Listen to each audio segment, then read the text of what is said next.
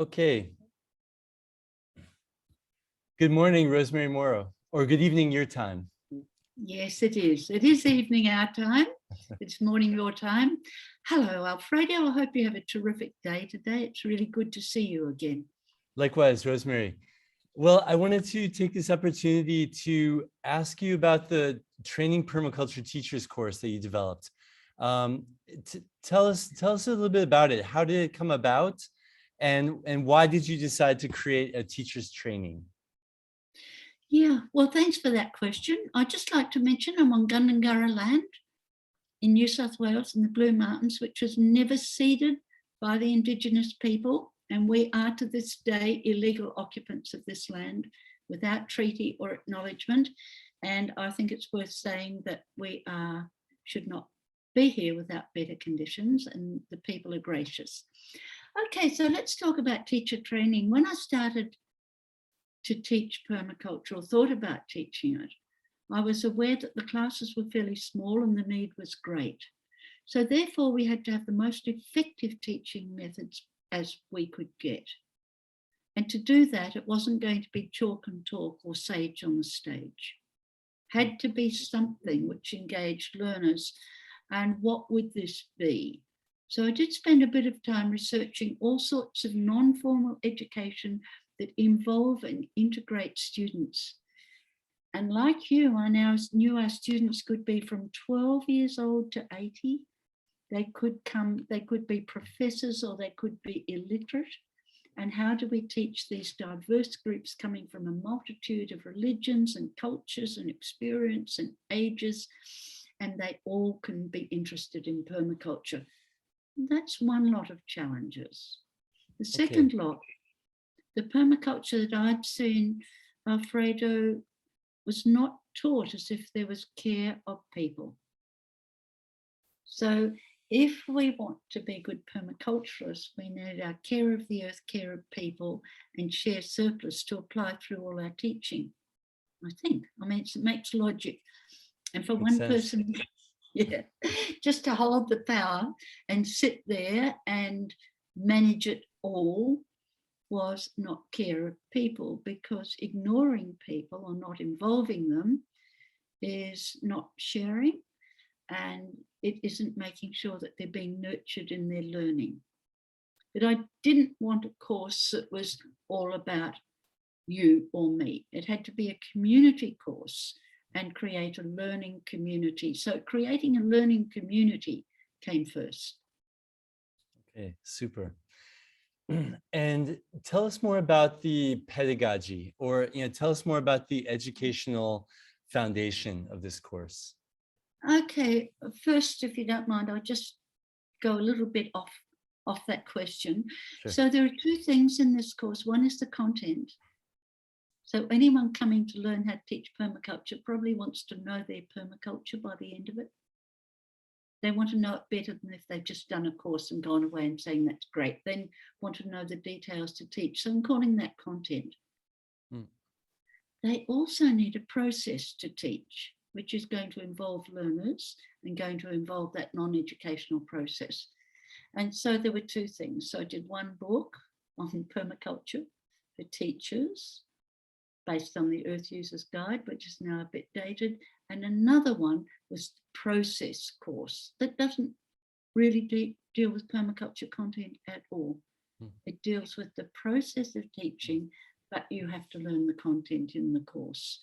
So they're the two parts, and both of them involve care of people, care of the earth, and share surplus, which is knowledge or skills or anything you've got.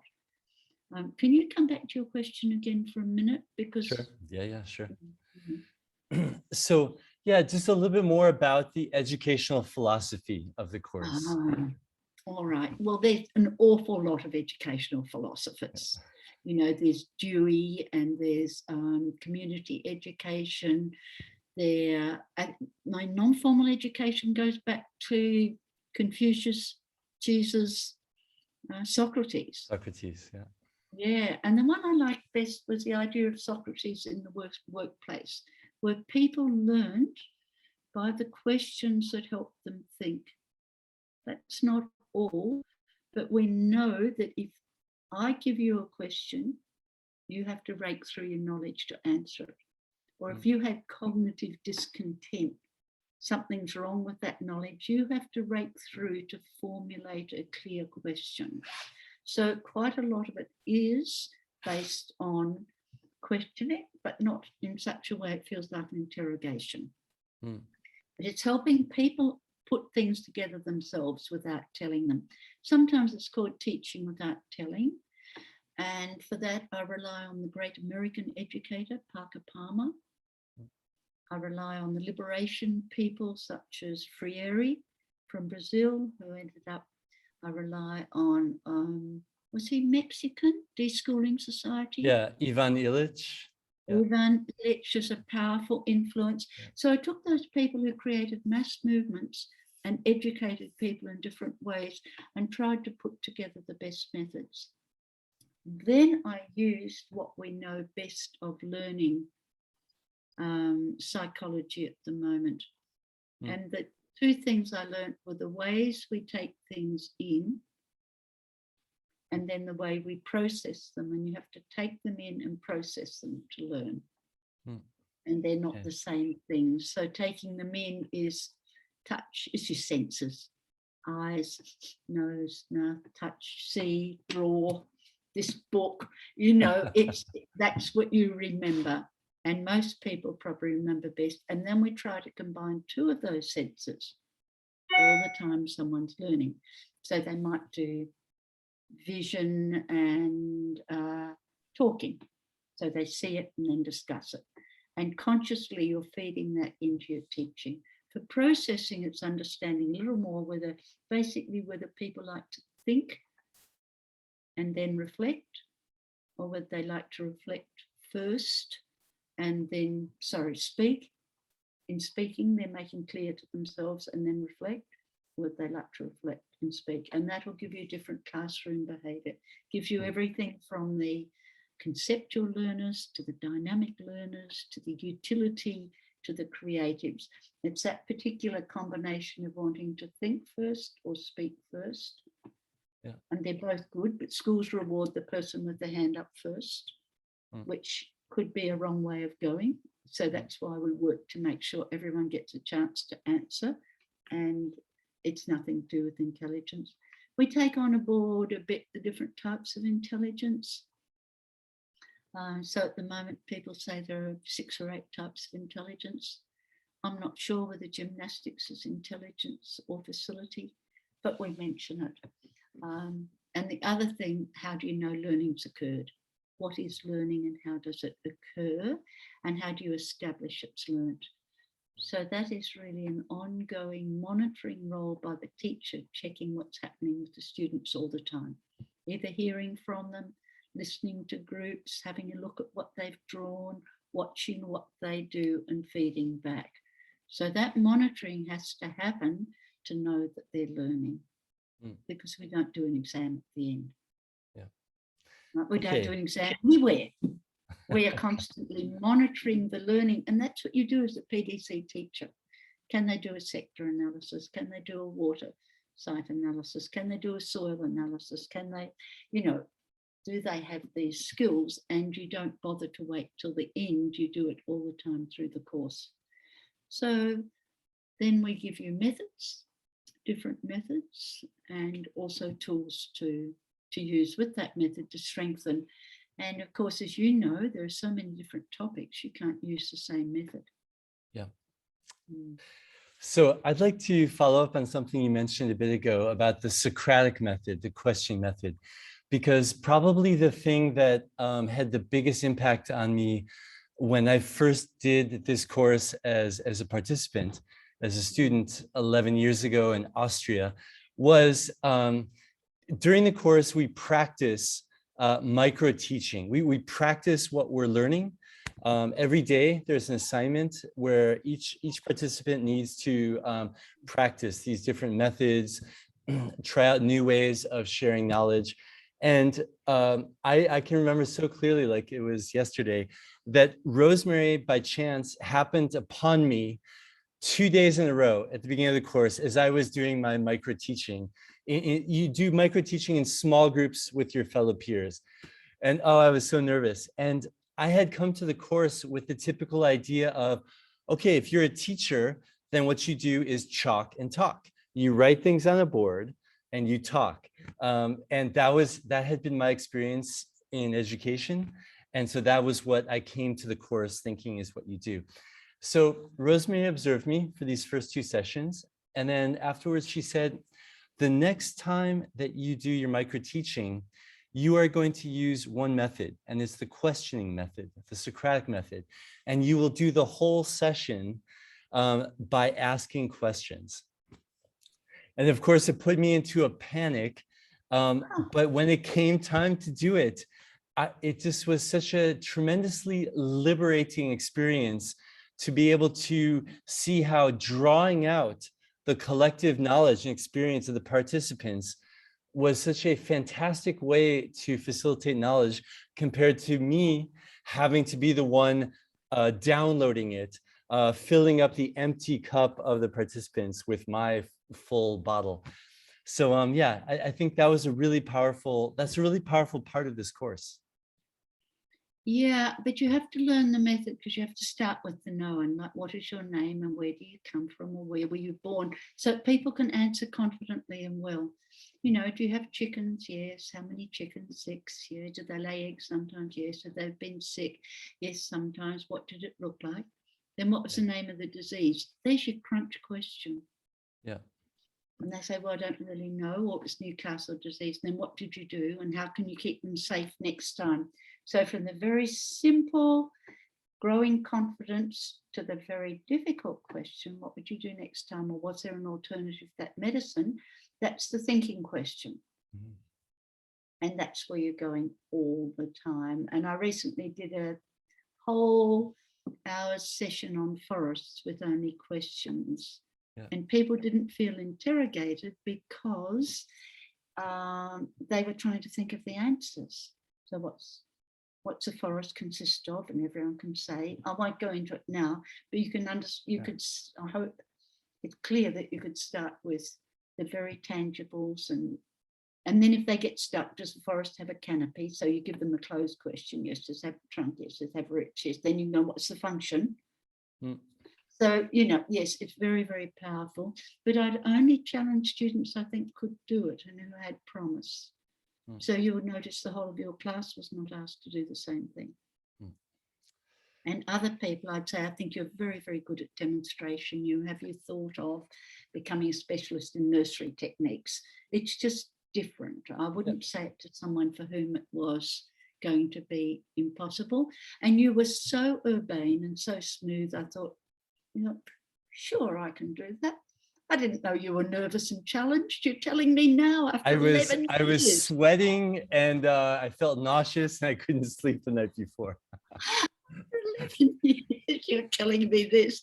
I had that. Now no one will ever want to do the course, will they? Okay, yeah. It's just actually this never happened. Forget this whole thing. Yeah, sure. No, that's good.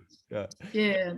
So I also remember, Rosemary, in that first course, you saying that one of the reasons you developed the teachers training was to have a multiplier effect, and that there were already a fair amount of people teaching PDCs, but that you could see that it could be done much better, and that there were a lot of permaculture people who were almost ready to go out and teach, but they just needed a little bit more confidence or skills.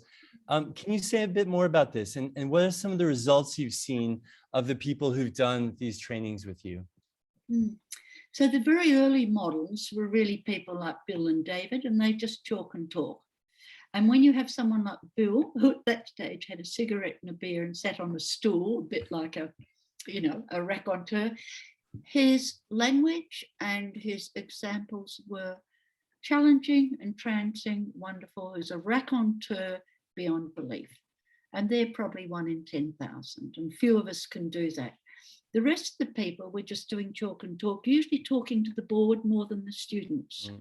You know, a long chat with the whiteboard is what was happening. And I realized also that they didn't have a clear idea always of what they wanted to teach or the outcomes. So we know we want people who can analyze preferably community sites, and also repair them, knowing where to start and what their points of entry are and where they finish up. And so to do this, you need a curriculum that people can trust in, and they need to learn that in the course. So they were mainly men and talkers, the early ones. Since then, we've got people as extreme and amazing as Morrow, who's teaching courses in East Africa to English-speaking East Africans by mobile phones, and then supplying them with microphones and handheld rechargeable projectors to show films in village areas and taking permaculture from refugee camp to refugee camp. It has broken loose in Africa, and actually the qualified PDC of 2 works with probably a colonial teacher is pretty much gone in most of Asia and Africa. It'll be Europe that'll be hanging on with its fingernails saying, oh, the standards will drop and we mustn't let anything change. So we needed people to teach that could involve students with their knowledge, given the great diversity of what they're doing. So we've had some wonderful teachers in Malaysia, in the Philippines, where they're doing really exciting things at the moment, and they're using these methods and loving them, because the colonial thing was the talk, and they're much more effective. Super. Yeah. So Rosemary, I think I have one last question for you. Can you tell us about decolonizing permaculture? I know that a colleague of yours, Sarah from the Philippines, wrote an article about this, and I'd like to know more. I'd like to hear more about this important movement happening within permaculture of how to decolonize it. I think you're aware, for years before I came to permaculture, I'd been working in so-called development.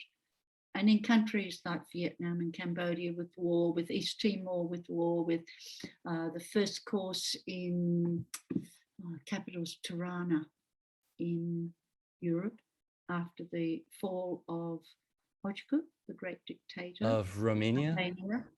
Albania. Albania, yeah. And so all those countries I went to, the people were not like the ones that I'd learned permaculture with, or the teachers. They were not 12 to 20 people sitting in a class with a very nice thing. They were people who were extremely poor, coming from hunger, broken places. And as I went on, and also worked with refugees, and the work in Ethiopia during the drought, and then in Malawi during the Great Hunger, in Uganda with AIDS, the world is not Western and white. And yet the teaching and a lot of the content is taught as if the world is Western and white. And we have to radically change to regard the world as crowded, small scale concepts, engaging people for whom they don't fit the prototype of someone in a house and garden who can do permaculture, or the 5-acre farm or the 100-acre farm. These are people who live in high rises, migrant neighbours, they live in favelas, slums, places that people would say you can't do permaculture. So the colonial view would just say you can't do permaculture there. I've undertaken to approach those places and bring permaculture to the people in ways that are entirely different scale. And some of the readers of my new book called Earth Restorer's Guide to Permaculture, which will be out this year, deal with some of the techniques and strategies we need. If we don't do this, permaculture can die gently or live on a shelf forever, still being taught to 20 people in Western countries with nice lunches and getting excited and maybe doing it next week. But if we don't approach that, people on the coast who will have to move, it's about 1 billion people in the world, I think. The great deltas of the Irrawaddy, the Amazon, the Mekong, that's where most of the world, a lot of the world's food's grown.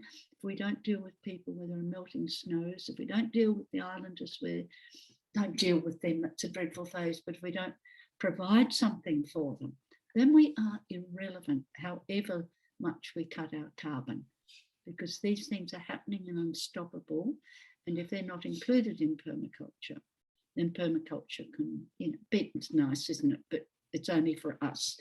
But also a lot of the teaching implications. So when I showed a filthy black grey water channel from a camp and said, this is where they plant bees, some plant beans. Someone said, you can't do that. I said, well, I think you have to do that. There's nothing else to do. And you can eat the beans, but plough back the thing and clean the water. So people are applying Western constraints in terms of hygiene or labour to say you can't do it. What will the local government say? Well, no one's saying anything, actually. And the need is so great that we can't be constrained by Western minds. So, you know, there's some of the things. Sarah's Zone Zero, which is considered the land and the people who were there first and what they did, is now gone in, no, I'm sorry, it's as Principle Zero in my new book. And David's actually read the chapter on ethics and principles and hasn't provided a comment. But part of what I'm saying is the principles might have to change with time, and probably will, but the ethics remain constant. And what we must do is always test permaculture against the ethics rather than principles. And there might only be 6 key ones. Yeah. So, you know, it has been very, very colonial. So I was recently talking to South Africa Institute, and they said, oh, we'll have to get people back. And I said, no, they'll teach 2 or 3 courses there, then you must find the Africans to teach. This exporting Europeans all the time is not on. It's not a future, it's not viable, it's not correct. You know, can't do it.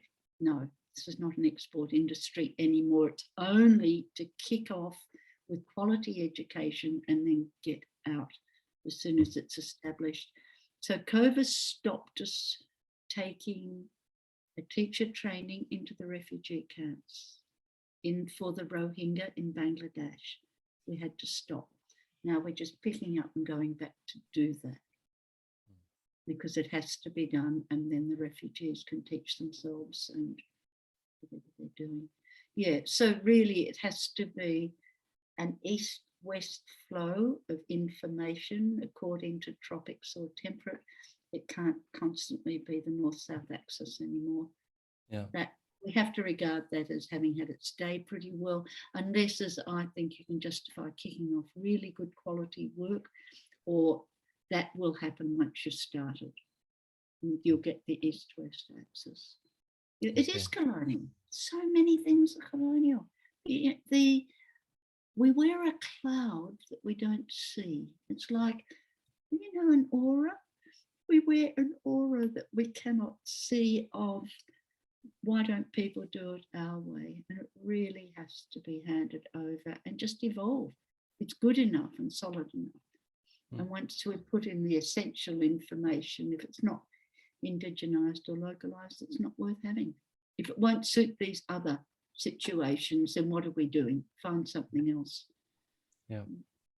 So that really distinguishes all of that from the typical Western development model that creates permanent dependence and so on. So I think it's hugely important that this change is happening. And I just want to appreciate your work and appreciate your humility and also your sense of humor. It's so great having you as my best friend in Barcelona and have for so many years through all the lives and vicissitudes we've all travelled and so on. So it's been a wonderful collaboration of colleagues, and I value it very, very highly. So on you go, onward and forward, as we say, don't we? Yeah, onwards and upwards. Onwards and upwards, we say. Yeah. Okay, great. Okay. Right. Well, thanks so much, Rosemary. It's a pleasure. Okay, bye. Good night. Bye-bye. Yeah, good morning. Okay. Bye.